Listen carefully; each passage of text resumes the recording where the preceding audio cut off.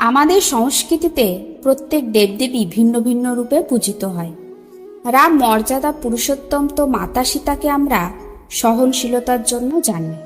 ভগবান বিষ্ণুকে সঞ্চালনকারী রূপে তো মাতা লক্ষ্মীকে বৈভব দানের জন্য জানি। মাতা পার্বতী আদিশক্তি তো মহাদেবকে বৈরাগ্যকারী হিসাবে জানি। কিন্তু প্রসঙ্গ যখন প্রেমের আসে তখন আমাদের মনে যাদের কথা আসে তারা হলো রাধা কৃষ্ণ।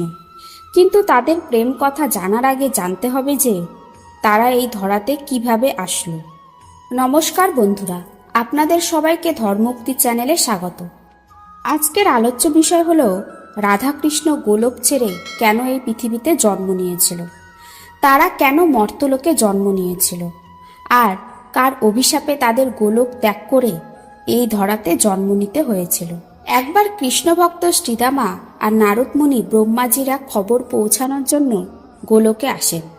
শ্রীদামা যখন গোলকে পৌঁছায় তখন দেখে তার প্রভু শ্রীকৃষ্ণ আর রাধা গোলক রাসে মত্ত, আর সেখানে থাকা প্রত্যেকে রাধা নামে মত্ত, যেটা শ্রীদামার কাছে গ্রহণযোগ্য বলে মনে হয়নি। আর শ্রীদামা সেখান থেকে অন্যত্র চলে যায়। তারপর ভগবান শ্রীকৃষ্ণ আর তার ভক্ত শ্রীদামা যখন মুখোমুখি হয় তখন ভগবান শ্রীকৃষ্ণকে দেখে শ্রীদামা আনন্দে আপ্লুত হয়ে পড়ে। তখন ভগবান শ্রীকৃষ্ণ শ্রীদামাকে বলে, তুমি কিছু বলতে এসেছিলে আমাকে। তখন শ্রীদামা বলে, বলতে তো অনেক কিছু এসেছিলাম, কিন্তু এখানে এসে যেটা দেখলাম সেটা আমি মেনে নিতে পারছি না। আমি কিভাবে আমার প্রভুর নামের আগে রাধা নাম নেব। তারপর শ্রীকৃষ্ণ সেখানে থাকা জলধারাকে দেখিয়ে শ্রীদামাকে অনেক কিছু বোঝাতে চেয়েছিল, কিন্তু শ্রীদামা তখন কিছুই বুঝতে চায়নি। তারপর সময় আসে আরতির, যেখানে সবাই রাধাকৃষ্ণের জন্য ভোগ নিয়ে আসে, কিন্তু কৃষ্ণকে ভোগ দেওয়ার আগেই প্রত্যেকে রাধাকে ভোগ নিবেদন করে।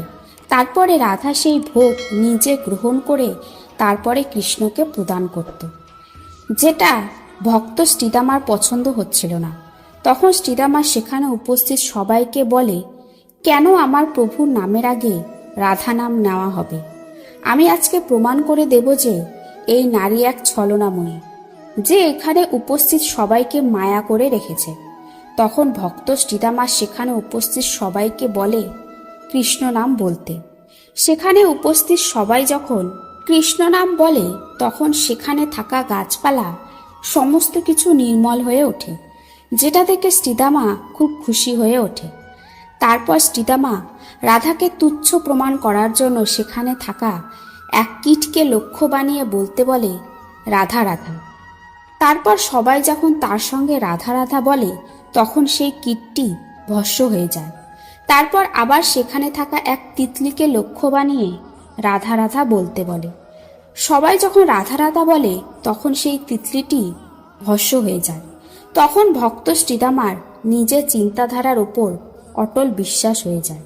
তারপরে সেই মুহূর্ত আসে যখন শ্রীকৃষ্ণ তার কক্ষে বিশ্রাম নিতে যায়, আর রাধা তার সঙ্গে দেখা করার জন্য সেই কক্ষে প্রবেশ করতে যায়।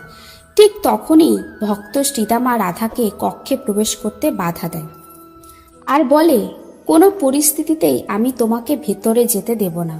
কিন্তু রাধা যখন শ্রীদামার কোনো কথা না শুনে ভেতরে প্রবেশ করতে যায় তখন শ্রীদামা ক্রোধিত হয়ে রাধাকে অভিশাপ দেয় যে, আমি কৃষ্ণভক্ত শ্রীদামা নিজের ভক্তিকে সাক্ষী রেখে অভিশাপ দিচ্ছি যে তুমি 100 বছর শ্রীকৃষ্ণকে ভুলে গোলক ছেড়ে মৃত্যুলোকে থাকবে। আর এই অভিশাপের কারণেই রাধাকে গোলক ত্যাগ করে মৃত্যুলোকে জন্ম নিতে হয়েছিল, আর 100 বছর কৃষ্ণকে ভুলেছিল। অন্যদিকে শ্রীদামা ব্রহ্মাজির যে খবর নিয়ে এসেছিল সেটি ছিল শ্রীকৃষ্ণকে এখন গোলক ত্যাগ করে ধরাতে অবতার গ্রহণ করার সময় চলে এসেছে, আর সেই কারণেই শ্রীকৃষ্ণকে এই পৃথিবীতে জন্ম হয়েছিল। আর এই দুই ভিন্ন কারণের জন্যই রাধা কৃষ্ণকে মর্তলোকে জন্ম নিতে হয়েছিল।